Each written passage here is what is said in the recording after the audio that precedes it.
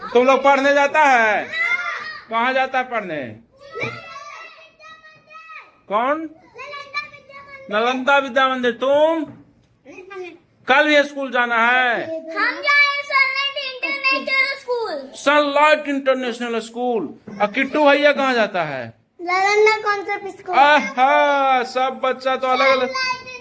अरे सनलाइट जाती है। अच्छा कल क्या है? कल क्या है बताओ? अरे तोरी के तो जानता है पुल्लू है तो तुम्हारा भी है। तो कल क्या क्या? अच्छा सुनो सुनो, शांत हो जाओ, शांत हो जाओ। कल क्या क्या तैयारी है स्कूल में बताओ? झंडा लहराएगा। हाँ बंदूक बेल्ट भी लेके जाना है। ओ तुम अंग्रेज बनेगा रे? समझ गई, ये अंग्रेज बनेगा।